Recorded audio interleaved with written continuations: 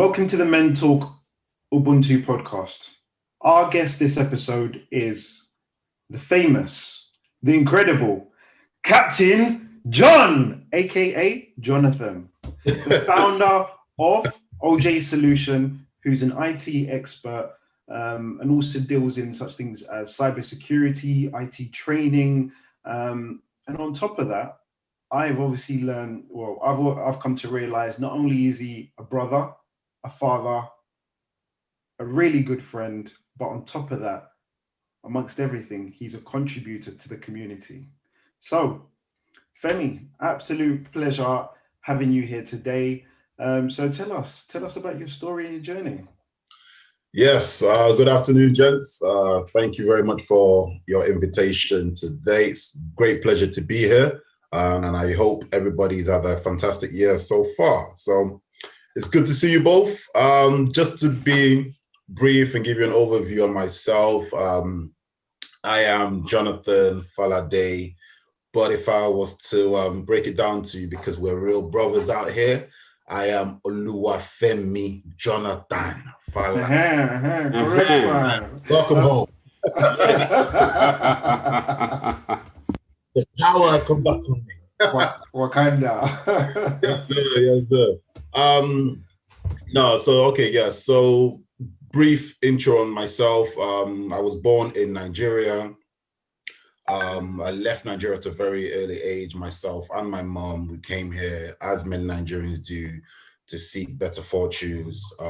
Initially, we actually landed, transit through Germany, because I had an uncle that lived in Germany, stayed in Germany for a bit, just a brief bit, and then came to London. London didn't really provide much of a family life, and then voila, we settled in Manchester. So been in Manchester ever since. I'm not going to tell you how long, but just know that I'm 0161 to the core. You know what I mean? Money on the map, water and all that.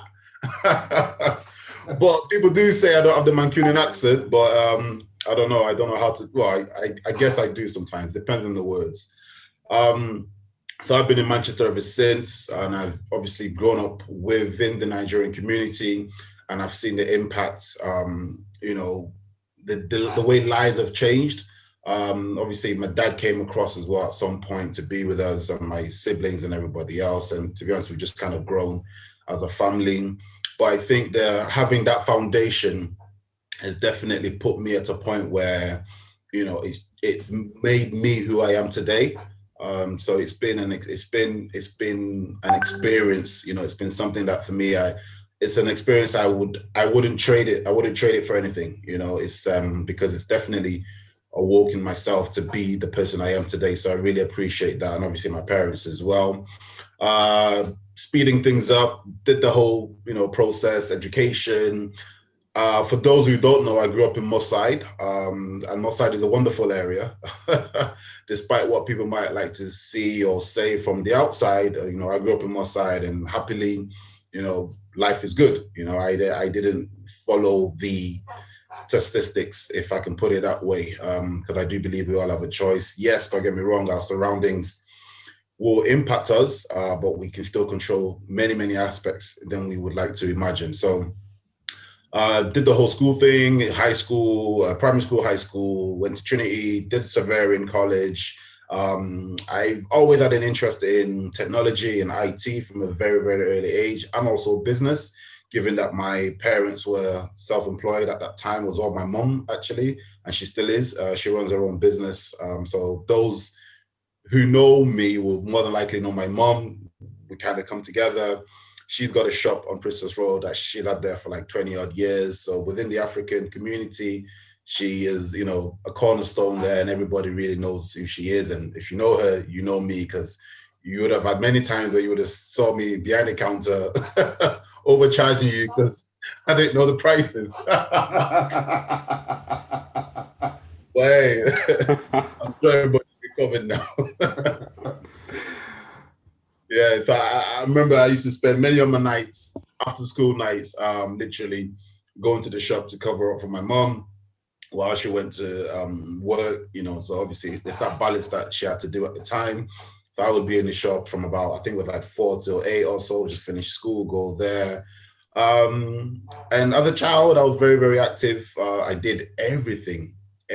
Like I can't think of something I didn't really want to get into, because I think that's actually the best way now looking at it. You want to stay occupied, you want to keep your mind busy. So yeah, off the back of that, did university, went to Liverpool, then I did my master's at Manchester. I went to Liverpool. I didn't want to go too far away from home, mommy's boy, you might say. Then did my master's in Manchester, finished master's, and pretty much took on the world, or the world took me on, and here I am. It's a battle, and I thank God I'm winning. Thank you very much for that, Jonathan. I really appreciate it. It's really beautiful and insightful to hear your journey from the motherland, crossing the water. And it's quite funny because I think everyone from the motherland has a unique story of how they got over here. Some people, banana boat, some people by a plane, and that whole transition of you growing up as well, and it kind of fits perfectly into the what we'll obviously hear about today as well, and also trying to find out a little bit more. So the question I have for you is, behind all of that, because now we kind of know who you are, your foundation and things like that. Tell us what's behind all of that. What's your mental health story? Yes. Oh, so for me, I think if anything, it was the issue in itself. The whole mental health issue was, I wouldn't say it was frowned upon, but growing up where I grew up in my backgrounds, being of Nigerian community, of Nigerian heritage. When you say mental health, it's usually tagged as the crazy man walking around half naked, picking crap off the floor, and all the rest of it. So it's something that a lot of people kind of shy away from. And to make it worse, for many people, it's a case of, it's a spiritual thing, or it's to do with religion and all the rest of it.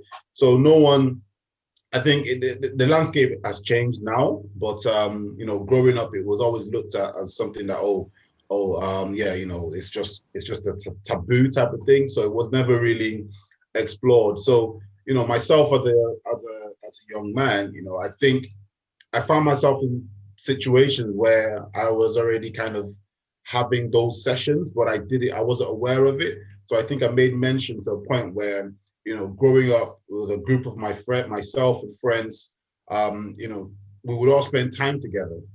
But what we thought we were doing was, we were just, chilling and hanging out. But in all honesty, looking back at it now, we needed those moments because it was moments of honesty. It was, if I could put it as like moments of nakedness, where you could kind of be open about yourself, the issues you were going through. And, the only change I would make to that is because we were all of the same age, so we could only advise each other, based on our own general knowledge, or maybe what somebody heard their bigger brother say, or whatever, that kind of thing. So there wasn't really, and I'm talking this is like, 15, 16, 17, because everybody goes through these things. And obviously, yes, life happens and we might face it at different stages.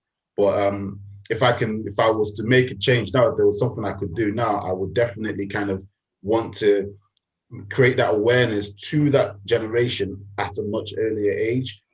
Because now, obviously, you see it on TV, mental health, but if you still look at it, they're targeting adults. They are targeting kids as well, but I think they need to be more strategic with that. So for me, it was an experience that I didn't know I was actually having. I wasn't aware of it. I didn't know what was actually taking place. But over the years, I've realized that, wow, those moments were there were golden moments to me. There were moments where I could speak freely and openly and just kind of express myself to my friends. And, they would, friends being friends, who's going to laugh is going to laugh. And, everybody just takes it like that.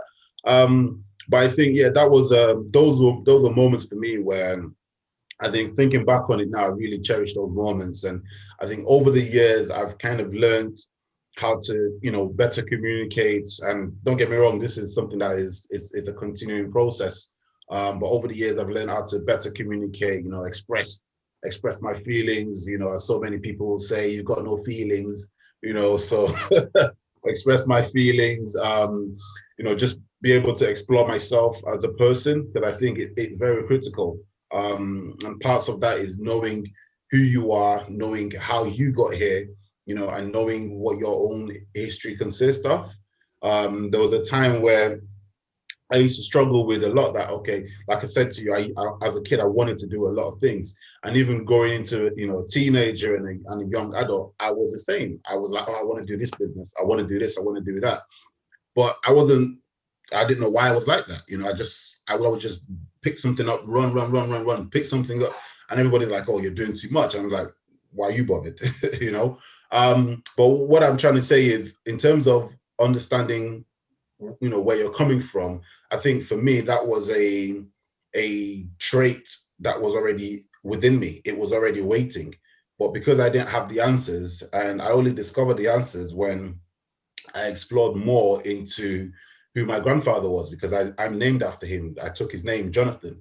And now knowing him as a person and more about what he did and how he lived his life, I was like, okay, so this is normal then. I felt assured that, okay, you're not just running around. You're like, okay, this is it's a normal act within me.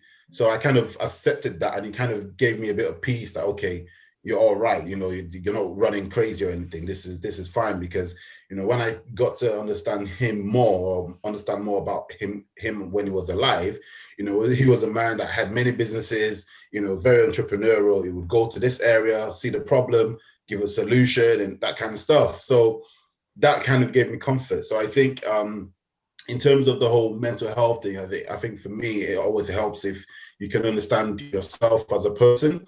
But in order to do that, it's always beneficial to kind of know your surroundings, how you have come about, and what makes you. Because we didn't just get here. Whether you want to believe it or not, you're just a continuation. So it's always good to know the strengths and the weaknesses of the past, and see how you can further build on that, because we need to be critical, within ourselves, to say, okay, this trait, I want to explore this, not so much, because I don't think it's a good trait. Let me drop that. And we keep building ourselves, for the next generation. Oh, that's an amazing story overall. There were so many questions that I had arising as you were covering this beautiful history, man. Where to begin? You seem very self-aware as well, and seem as though you have given this a lot of thought, and there's been a lot of introspection here. So I've got, let's say, two questions. One, you started to answer already, because I was going to ask how much of an influence your parents were, especially as you transitioned from, say, Nigeria to Germany to the UK, and perhaps even with that whole split of where your dad stays for a bit still in Nigeria while you come here, and you're moving to these different locations, which does not seem, it seems easy, but when you move, all your friends aren't there, you've got no real support network, and eventually you settle. So I was going to ask about who's sort of influenced you and what you got to know about yourself through that. Then my second question, I think, was going to be more around that entrepreneurial side that you more explored with regards to working with your mom, getting involved with the community, overcharging a few people. But I think, and obviously it wouldn't be the case throughout, but that idea also that you build enough connection with the community that it's probably a two-way thing, because when you're that embedded, people might come through and just maybe things are tight and you can kind of, each other, all this sort of thing. So what you learned as an entrepreneur with that early experience and sort of grind involved and seeing how much work goes into things, and perhaps what you think you've taken, not just say from your grandfather, so since you've given us that as well, which is beautiful, perhaps also your mom and your dad as well. What have you seen there that maybe some of the people listening should also maybe look out for? Certainly. I think for me, it's people skills. So my mom ran the business. My dad had his church. So automatically, or both of them are in roles where you have to be people focused. So for me, it was just natural for me to pick that up. Having seen my dad, every Sunday preaching and doing his thing, that was normal for me. So when if you were to put me in front of a stage, like, hey, here's a mic, here's a topic, I'd be like, thank you very much, I'll take it from here. Because I've been able to absorb that over the years. And same with my mom as well, being in her surroundings and in her environment, customer focused, people focused. Like you said, people come in, all in that kind of place, you're meeting all types of people. You can't dictate the type of person you want to having, come in or not. Everybody comes in. So you yourself, you start learning skills where it means you have to be adaptable. You have to be flexible around people. You have to be willing to change. You have to be at most as well. I've seen her do it. You have to be a listening ear. So you can't. So over the time period, for me, I've been able to understand that, okay, yeah, this guy is a person that will come in, gets what he wants, and he's out. This guy is going to come in, is going to, want to have a, chin wag, and then he'll shoot off. And then there'll be other people that will just you'll be surprised they'll spend the day with you, So before you know it, you kind of find yourself in situations where you're connecting with people more than you even thought about, and automatically it becomes a center point for many people. So you're mixing, you're learning, you're picking up, different things from different types of people. So I think definitely for myself, and having seen my parents in different situations, in different environments, I was able to, kind of pick up a lot of the good points there. And I think if anything, it's definitely added value in terms of making me who I am today.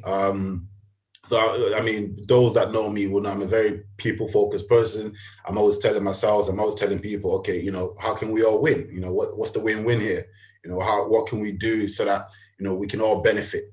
Because I'm always out here saying, look, I think there's more than enough to go around, and whatever that is, let's make it happen. Excellent. Amazing. I'm just sitting here, again, I'm in that same spot where you've highlighted so many different things. I'm just trying to pick which one to obviously delve into. And I think for me, it's, between me and you, we formed, an amazing relationship. You're not just a friend, but you're also brother. And, you've opened my eyes to a lot of things, especially how you put yourself out there in the community to help the younger generation, the Black boys that really, don't have that kind of platform to see Black people or Black men achieving things as well. Because I know at the same time, you're also a father first of two amazing boys I've had the privilege of meeting. So what has been the biggest influencing factor from the mental aspect of it all the way to actually putting everything into action in terms of contributing to the community and focusing on the younger generation and creating that, because you're an IT expert and you provide training solutions, you involve them in that from the get-go, from what I've seen as well. So I'm keen to understand the whole process of what it took to obviously get you at that stage, because not a lot of people are forthcoming and thinking about the younger generation and putting them in the environment you're in on a daily basis. No, I think that's a great question, and it leads me to the whole thing for me where I'm looking at my drivers. So when you ask me what are my drivers are the ability to impact change. Everybody will say, oh yeah, you're making money and you're doing this. I'm like, okay, the money is not the driver. That's like a secondary point. The driver for me is the fact that I know I'm going to impact change. And why I'm doing it is because I know how skilled I am. I know the way I was thinking as a 15, 16-year-old. I know the innovations that were running through my head. I know the processes that, I was running through. So, but my problem then was I didn't know how to channel that. Okay, I didn't know who to go to, and my parents are not techie, so it's not like they were, able to kind of guide me in the right direction. And as you can imagine, with most, so-called immigrant parents, their job is to, once they're here, their focus is to hustle. It's let's keep working, and you kids focus on your education type of thing. So what I'm trying to do there then is I'm trying to create a difference, and it's that whole thing where, if you want to change the world, you have to be the change you want to see. So for me, I'm trying to say, okay, let me create an environment, or let me help these kids get themselves in positions where, you can throw the excuses out the window, because I think that's one thing I want to be cautious of and be aware of, that, okay, stop allowing excuses to get to us. Okay. So now if you are the young Black boy in Manchester or around or wherever, you can't then say, oh, there's no one I can go to, there's no one in this field. No, you've got me here. You understand? So I think that for me is my focus. It's my driver in the whole point of trying to ensure that I'm able to create a platform where, people can come in, the young boys can come in. And don't get me wrong, girls are welcome as well. So young boys, young girls, they can all come in, and obviously they can see how we operate. They can see how it works. Because one of the problems with leadership is, if you don't see people like you in leadership, your mind will tell you that, oh, maybe you're not supposed to be there, or maybe it's not for you. And I've been fortunate enough to have kids in my environment, and they've turned around and, a lot of them just sit there and they just kind of, soak in the conversations and what's happening. It's like, oh, wow, you're doing this. And like, yeah, of course, it's possible. A kid's like, I'm going to go home and think of something. I said, you should, that's exactly what you should do, because, there's no reason why you can't.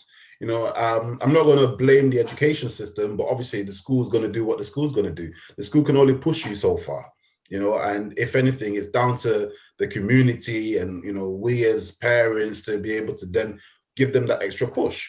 There are great teachers, but not every teacher is going to be a great teacher. Some are good teachers. There are great teachers that will encourage the kids to go beyond and to push them out, push the boat out a little bit.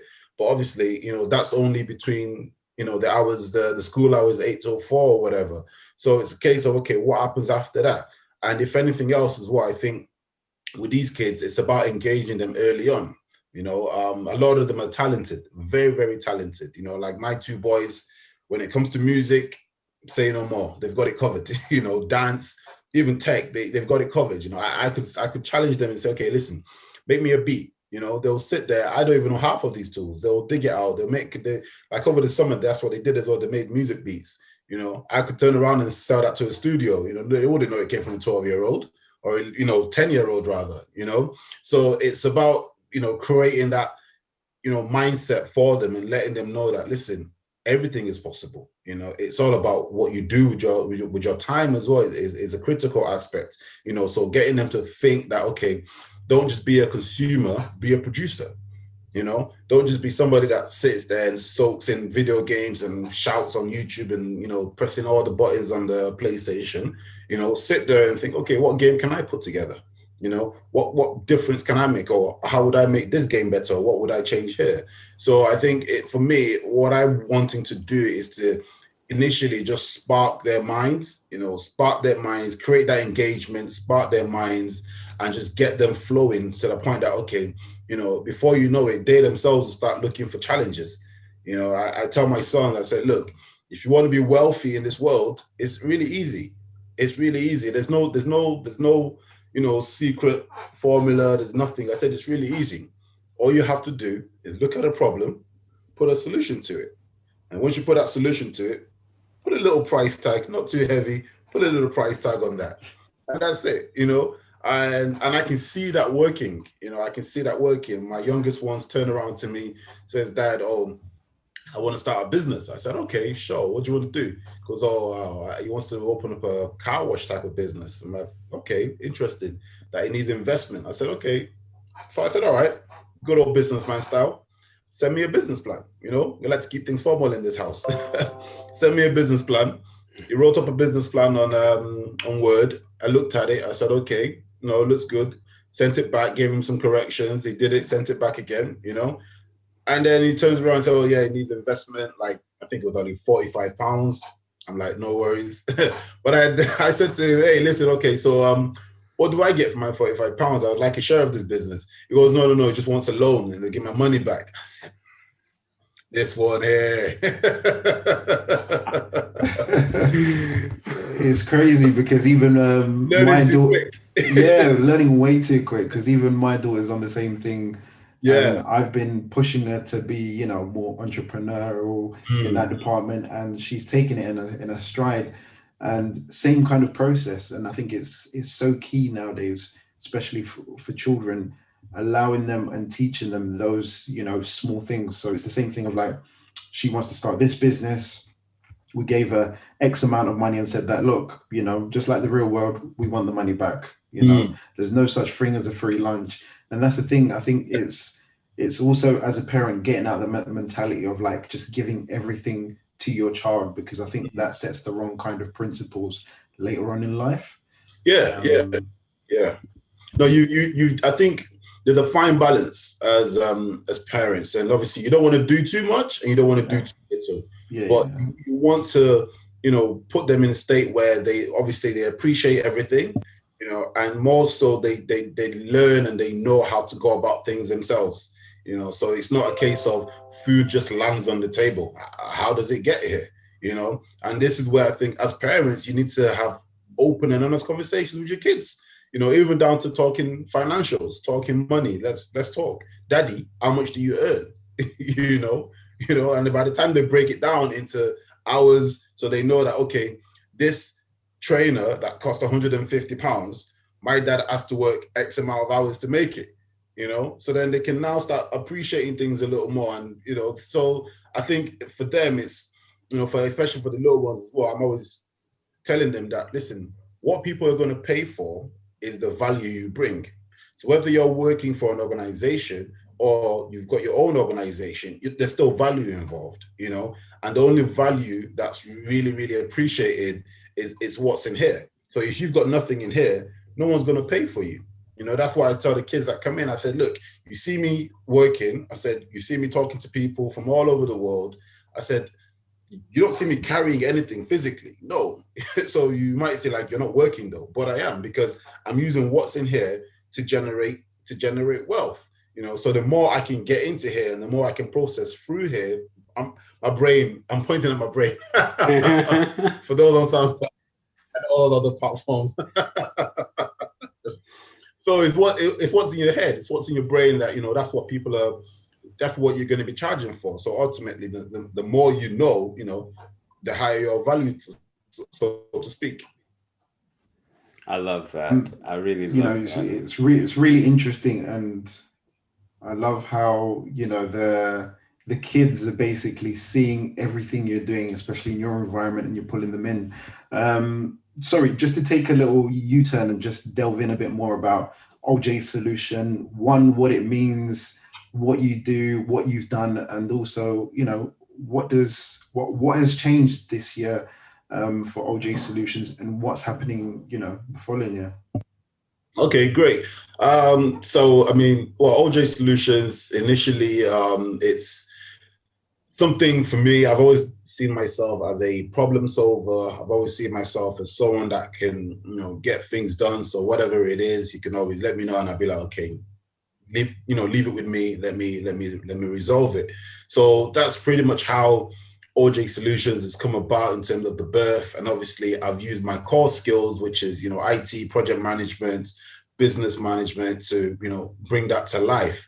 So in terms of core services, that's what I do: IT, project management, cyber, email security, and obviously the IT training. So OJ Solution has a number of brands or products that sits underneath it as well. So these products are pretty much, you know, my ideas, my brain farts, if you want to put it that way, where I've now turned them into, you know, money making machines. So for me, it's a focus on, you know, not just more so what I can do for myself and for others, but obviously what others can, what others can do for me and what we can do together.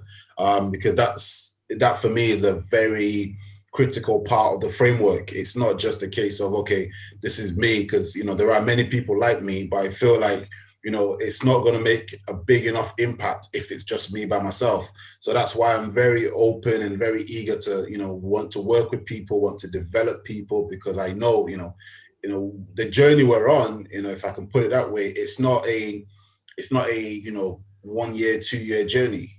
This is a thing, because I've worked for organizations and I've seen organizations where, they'll be like, oh yeah, this is our 20th year or 25th year.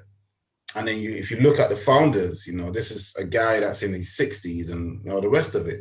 So in my mind, I think this year was actually a great year because it really pushed me even more, and it sparked me in the sense that, okay, you know what, I said to myself, right, if these companies can be doing that, and I've managed to achieve so much so far, I think I've got a good shot at this.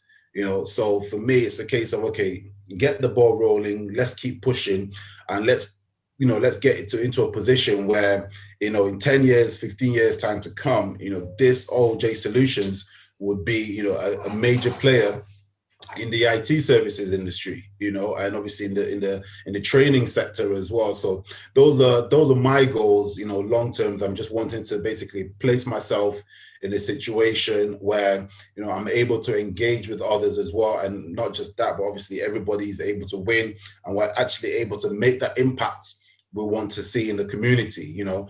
People see my stories. I had one of my white friends, and I posted the Jollof Rice Fridays, and he was like, hey mate, is your office like Black Panther HQ? I was laughing, and I was like, you know what? It's not even intentional, but it is what it is, and everybody wins that way. So I think, we need to normalize that kind of environment where, if I can jump on the whole black owned for a wagon for a second, yeah, we need to normalize that. We need to let people know that, listen, the same way you're going to blast a black guy. I mean, today I don't watch TV, but I don't know if they still show Crime Watch, but the same way you're going to blast a man's face all over, Crime Watch and TV, and the minute a black guy does something, you're very keen to want to point out his heritage, like, oh, Nigerian born, or this, it's just, so if you're going to make noise about that, obviously you're not going to make noise about us. So allow us to make noise about us and the positive thing that we do, and the good things that we do. So it's no one's out here shaming anyone, but whether you like to believe it or not, there are good people, great people in the back doing things, doing positive things. Not everybody's a rapper, not everybody is a sports, athlete or anything like that, but all together, we're doing our own individual things, and we're all making sure we win. Yeah, I like that message. And I think it touches on one of the often overlooked factors where people want to become these huge successes, whether that's in sports or even in business, in whatever way.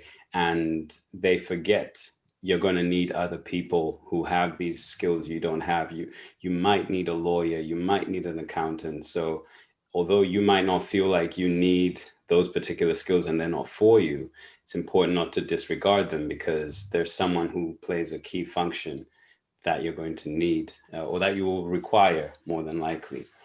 And I also really like your encouragement and this exposure that you're giving to all of these children and even other people, of all sorts of ages, where even just from, for example, some of your social media postings where someone can see what you're doing, and this way that, to my eye, for example, because I follow, I like seeing what's going on, being a fly on the wall in your office through your social media, how you seem to be creating a very positive culture in your workplace, and a place where it feels like people can genuinely be themselves. They're really focused in, they're working hard. It's not just because you're cracking the whip, shall we say. It's because they enjoy working there. They appreciate the way that you're treating them. and they want to continue working there, and they want the organization to do better so they can do better. And I think I say that's not always shown. The fact that you can do that. I'm listening to you and the way you're running it. I'm getting those feelings of what I get from when you hear, say, Grant Cardone showing not just his employees and the way he interacts with them, but even his children, where he takes them into the business, he exposes them to bits of the business.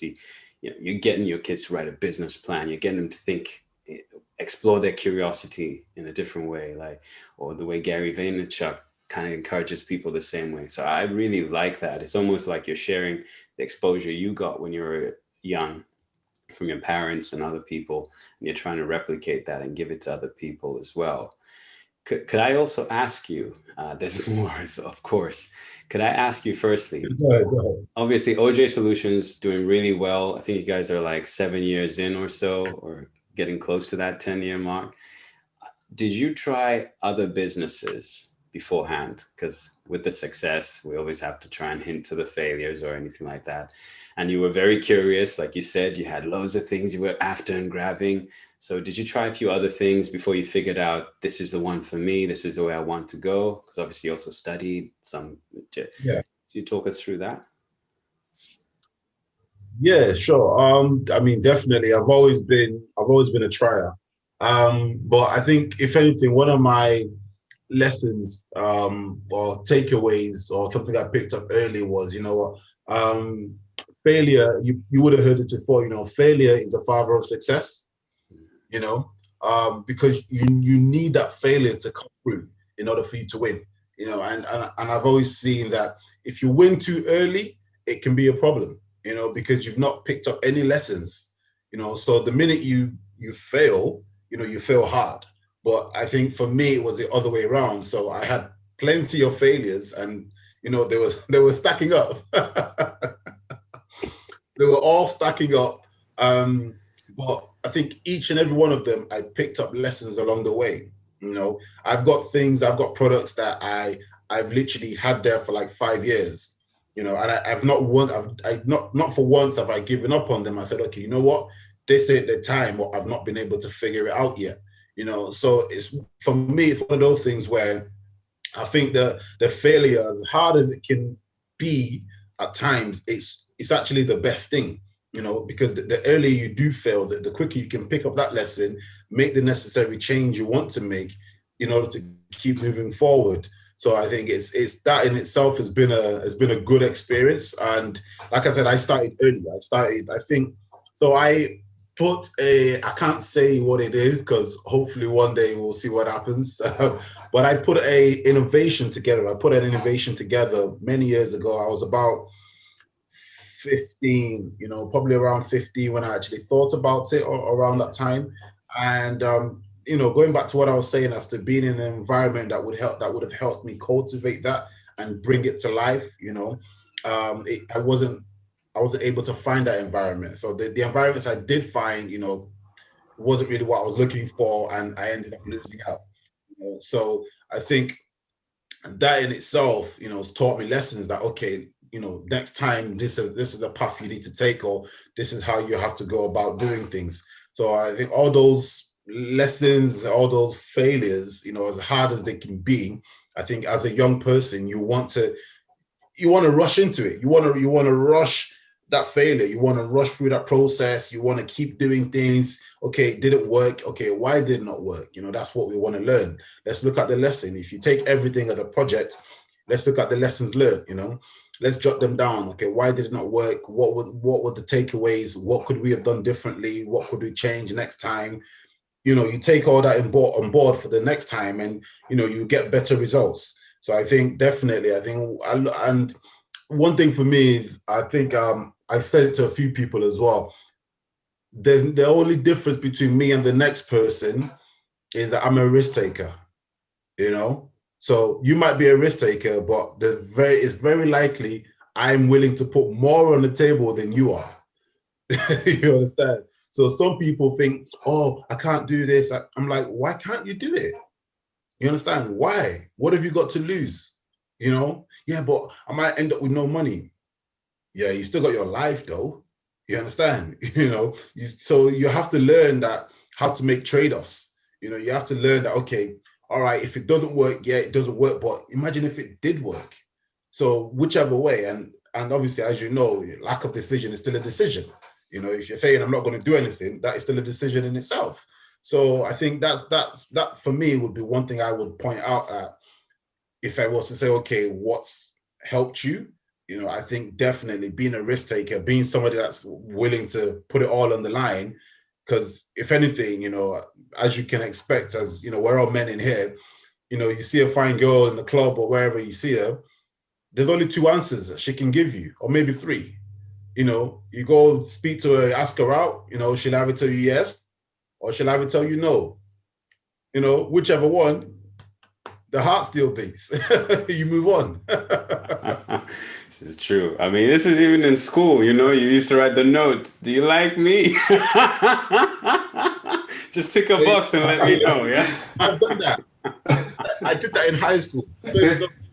I think, and before I knew it, by lunchtime, I was in a relationship. Apparently. No wasting time. Ooh, shoot your shot, people.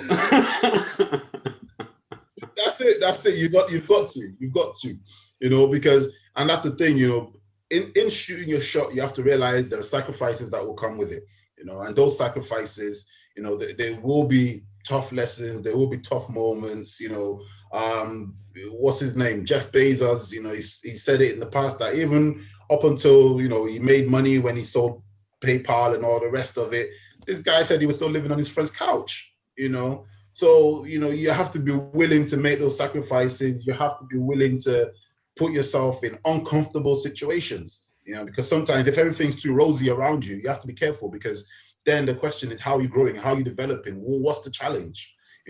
So although we keep thriving or striving towards many, many things, I think if anything, you have to keep setting the barriers and setting a challenge that, okay, once I get this is next, because I think as humans, it's part of what keeps us going.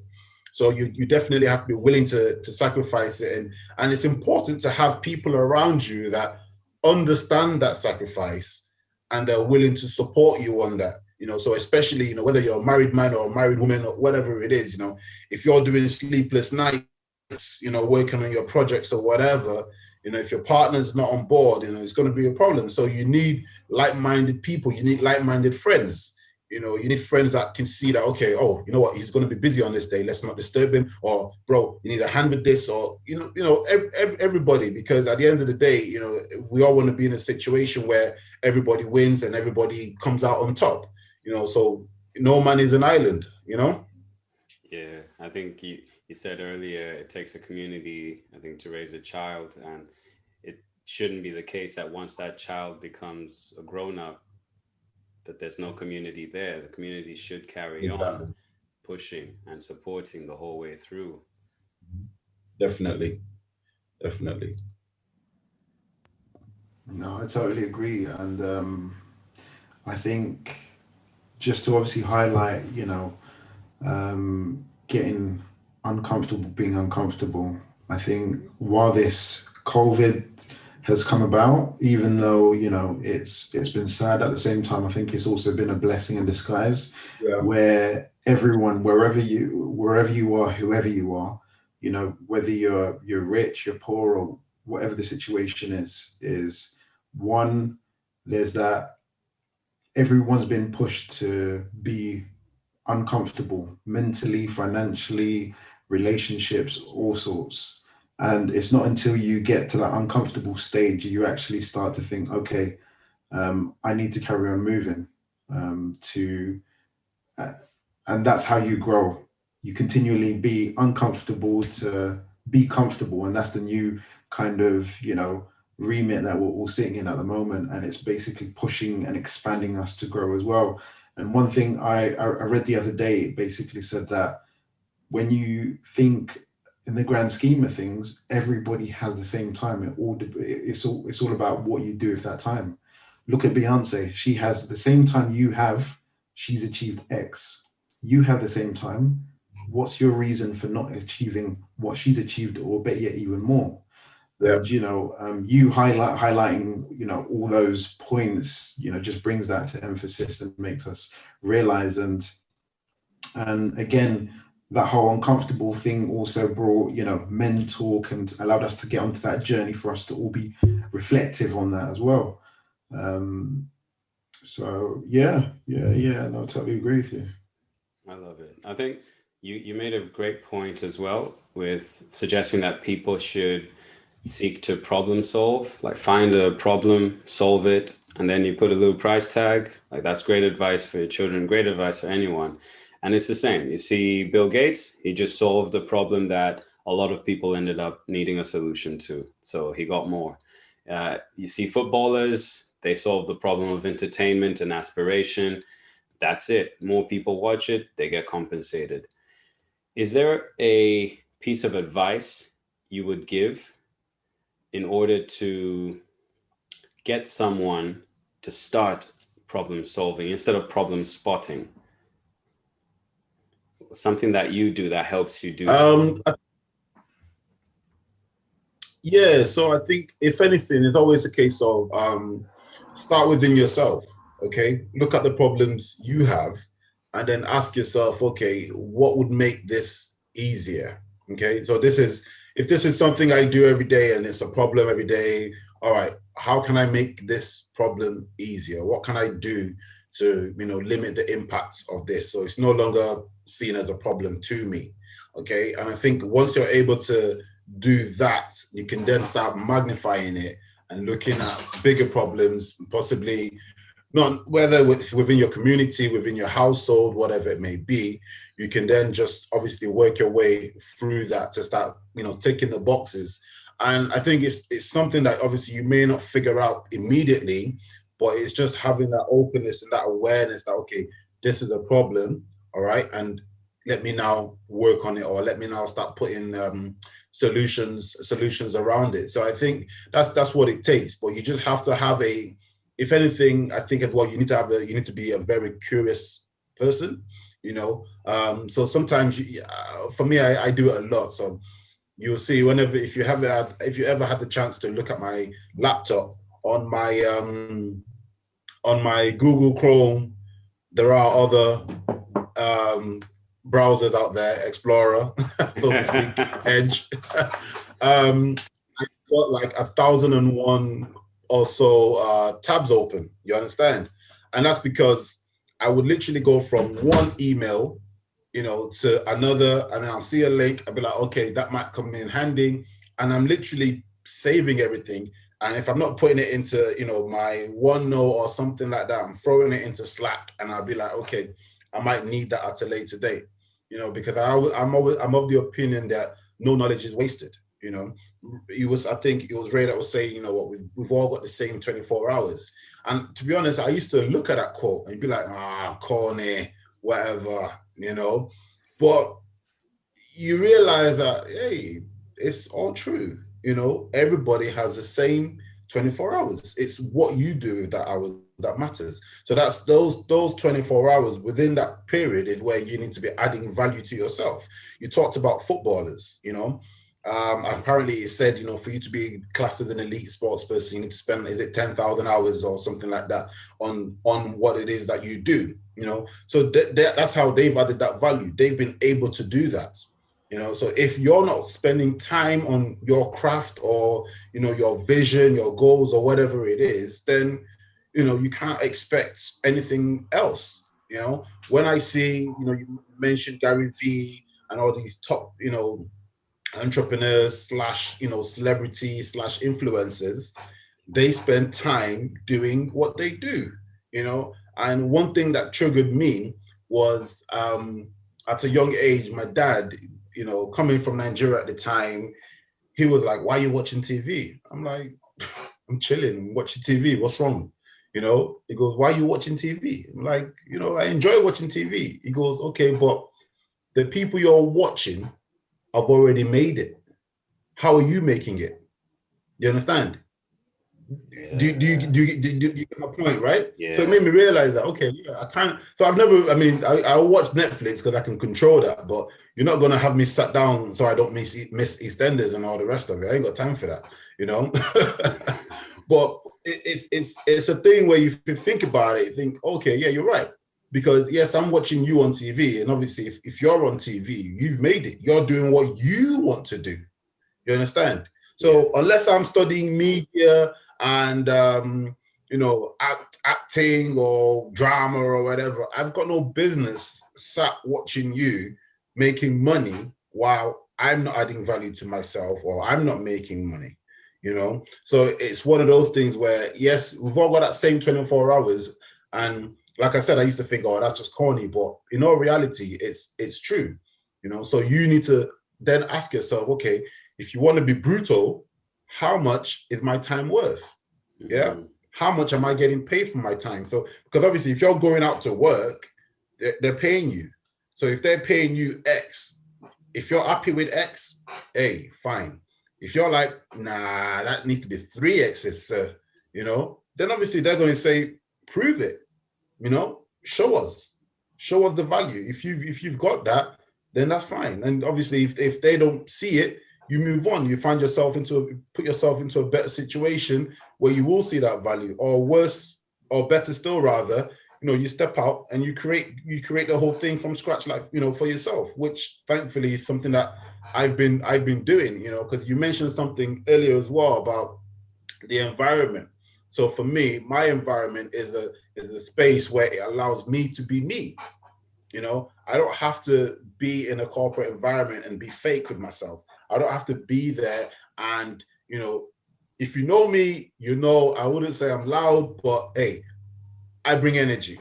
You understand? 100%. So I'm not going to put myself in an environment where I can't express myself. You know, I can't be, you know, the big black man that I am. You understand? So for some people, be like, his voice is so deep. I'm like, this is normal. This is normal. This is just this is our daily bread. You know, so when you create your own environment, obviously you feel more comfortable. You can be yourself, you know. So if anything, it's wanting to explore that with others as well, so they can be of that like mind, so they can, you know, be open with themselves as well. You know, they don't have to kind of, you know, just kind of pretend between 9 and 5 or whatever it is. You know, be yourself 24/7, you know, 24 hours of the day. Wow, Femi, we could talk all day, man. You're sparking me. But I mean, you're like sunshine, man. Big ball of sunshine. I'm eating up the energy. I want to reflect it right back. But I also appreciate your time. So I think we'll let the people also marinate on some of the things you've said. And we might shift into some of the final questions we like to ask people, just to get a little bit more of an insight, because we could go deep on all this other business, your personal. So I think we'll move to those final questions. And yeah, this has been too valuable. I think there's a quote by Eric Thomas that goes, entertainment has no redeemable value. I think it strikes to what you were saying about whether you're watching TV or if you have something that you are focusing on enough to build up your 10,000 hours. And I think you've given some fantastic advice to the people there. So there's a quote I want to ask you to begin with. There's a quote that goes, show me your friends and I'll show you your future. So if you were to tell me, let's say about 3 to 5 friends of yours that are shaping your future and the things that you're planning to do for yourself or for OJ Solutions, which friends would you show us? You've got one here.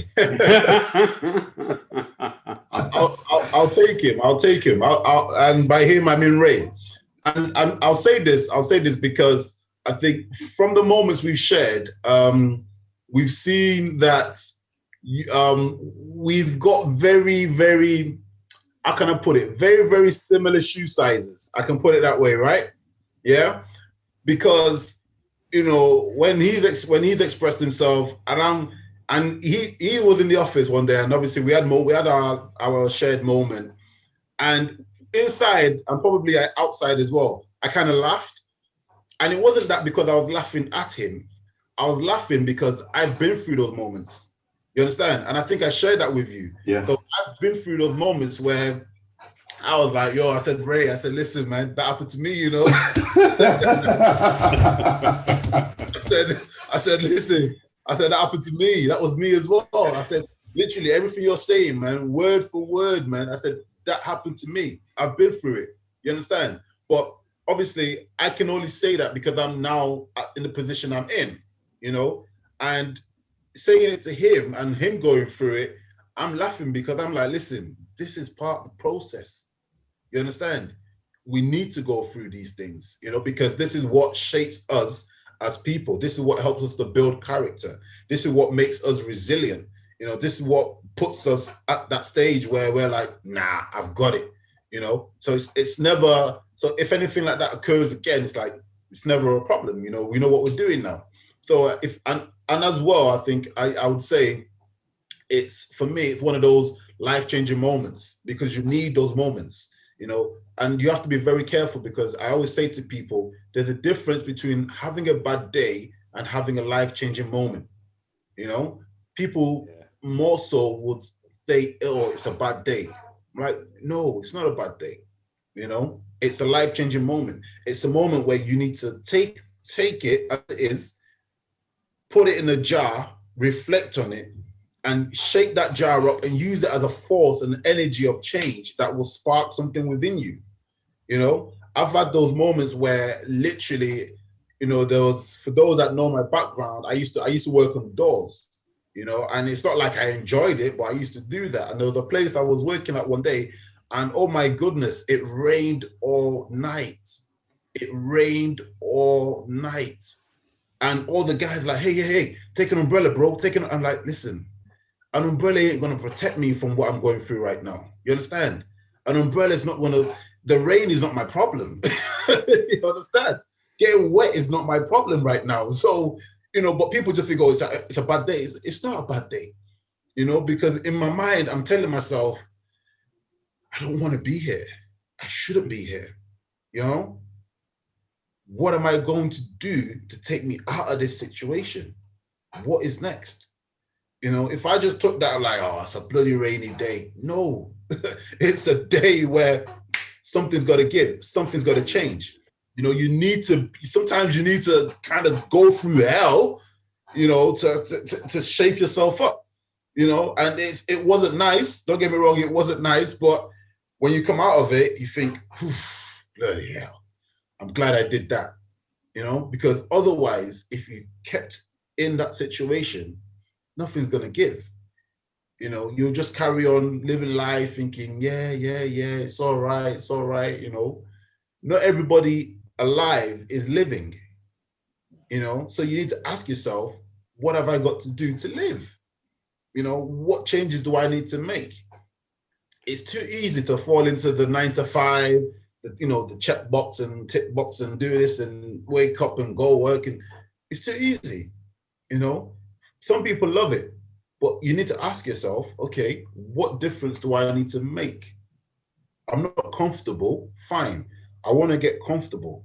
So there needs to be an element of growth, right? What do I need to make? You know, what do I need to do? What do I need to spend my time doing? You know, and same again, there were moments where those that know me back then would have seen, I was stood on the doors, project management. Listen, ID or no ID, man, just get out my face, man. Let me read, you know, because you just have to say, okay, something's got to happen. Something's got to happen.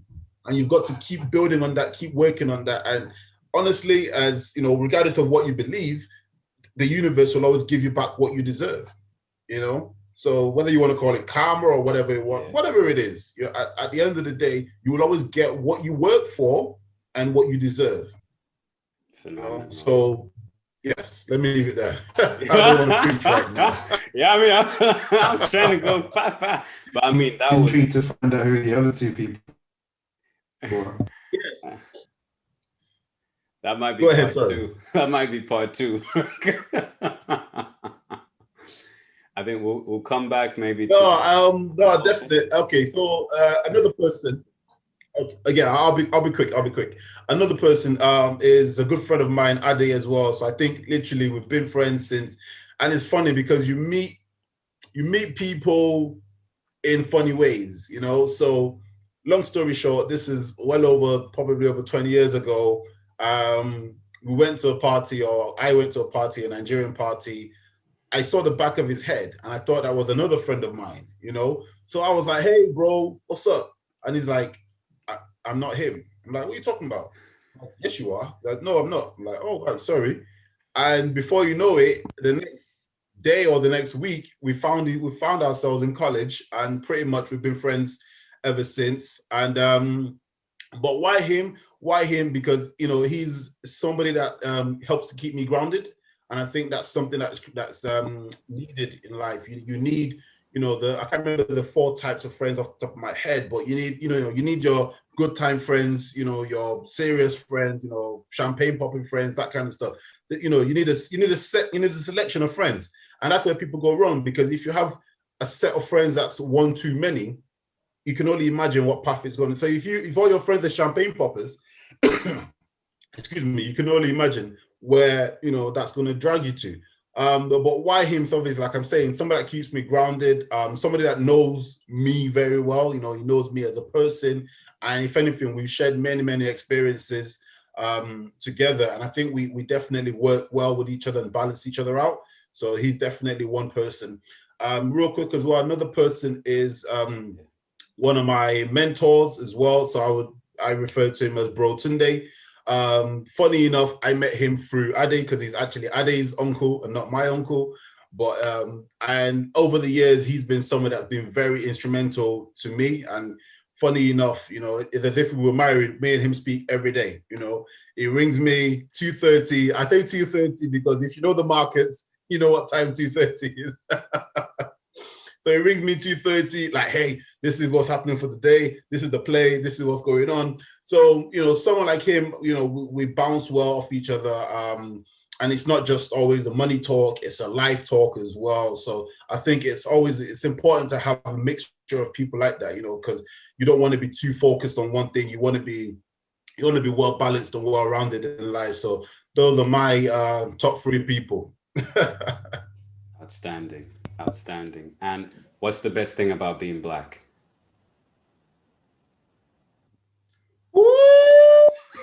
Ooh, everything. No, I think for me, it's not even just Black alone. It's the whole African. It's the whole Nigerian for me. Because I definitely love the culture. I love the energy. I love the vibes. And I think you know, from the beginning, you know, whenever that beginning is to you, from the beginning, you know, we've always been who we are. We've always been true to ourselves. And it's just a wonderful experience.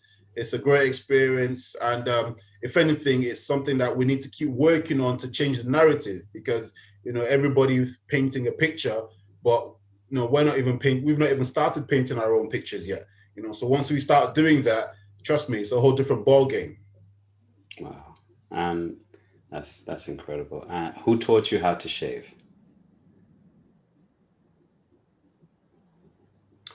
Myself.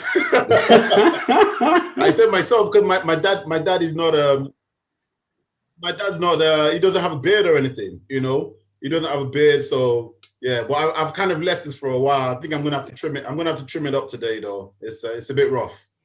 Christmas special. And what advice would you give your younger self? Oh, this is something I think about all the time. And I say it because I remember me at 18. And me at 18 is a very, very scary me. Because if me at 18 met me now, me at 18 would give me now a whooping. And I say that because at 18, I was unbelievably focused. You know, I was hard. I work hard now, but then I was seriously hard working. And that stage of my life, literally no distractions, no nothing. And I was very, very, very, you know, tunnel vision, you know, at that point. But advice I would give him would be and this is the difference, this is where wisdom comes with age at times, you know. Advice I would give my 18-year-old self is take time, think about the details, you know, because that's something I do more now. You know, so I think if I started that earlier, it'll be a different story, but it's still a great story nonetheless. And fantastic. Just finally, what do you wish more men talked about? Man, I wish more men talked about the experiences that they go through in terms of marriage, you know, the issues that are faced, because I don't know how obviously men and women are different, but you know, you can have two guys that could live together, be friends for many years, and just get on with it.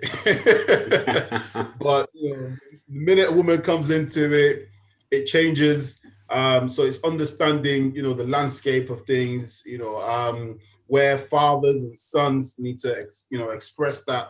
Listen, this is how it works. This is how it is, you know, and just accepting that.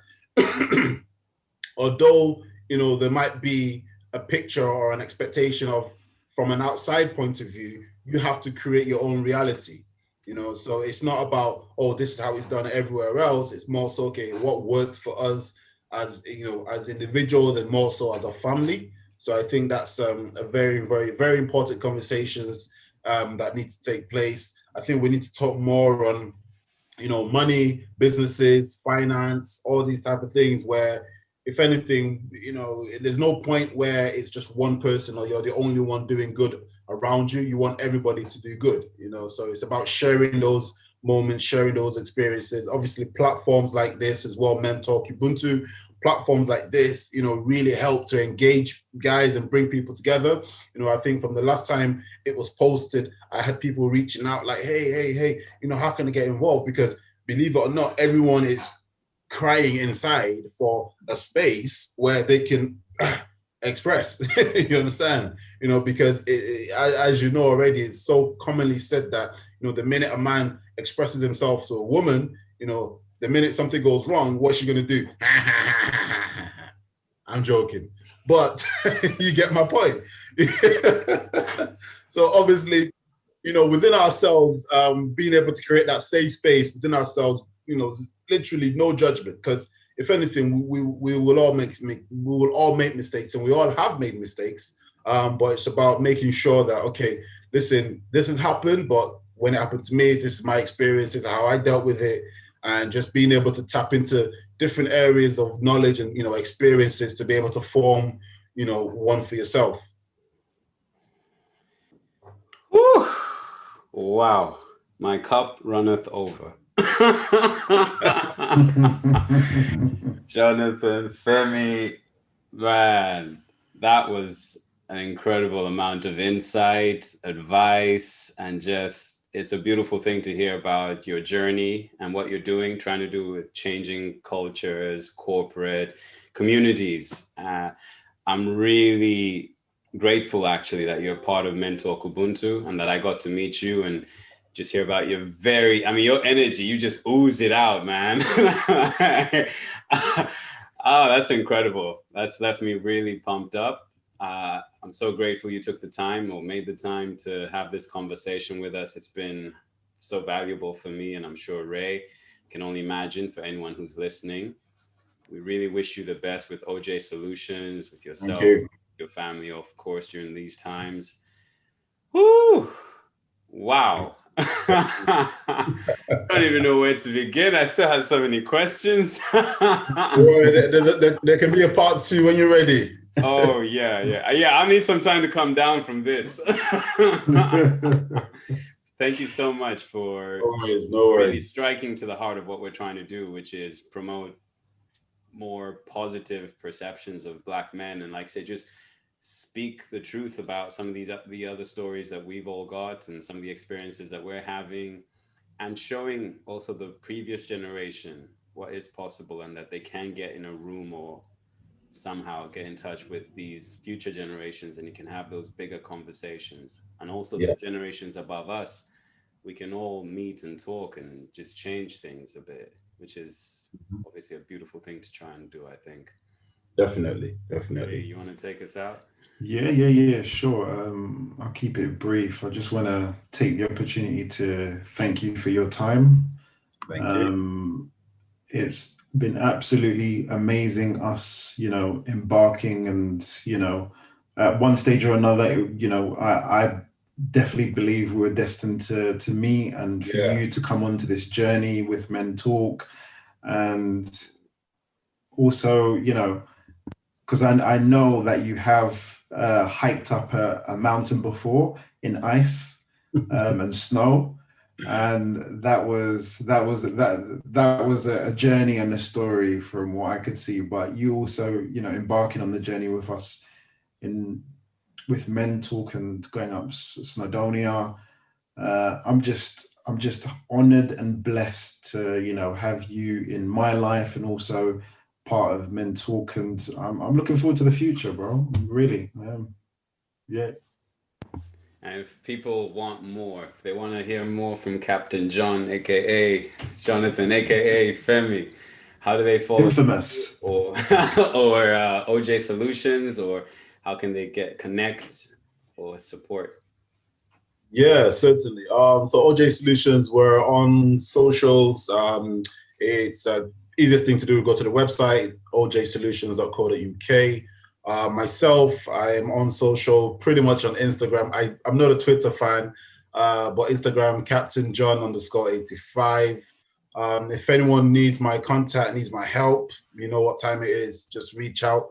More than happy to support people in any way possible. So yes, it's been a pleasure, guys. Thank you very much. Thank you. Appreciate you, man. Thank you very much. All right, guys. Take care. All right, you too. Thank you. Have a good one. All right. Bye. All right. Hope you enjoyed listening as much as we enjoyed creating. Don't forget to follow, like, share, and connect with us on Instagram, Facebook, and LinkedIn. Subscribe to our latest episode and listen to any you missed. And tune in next episode. Take care.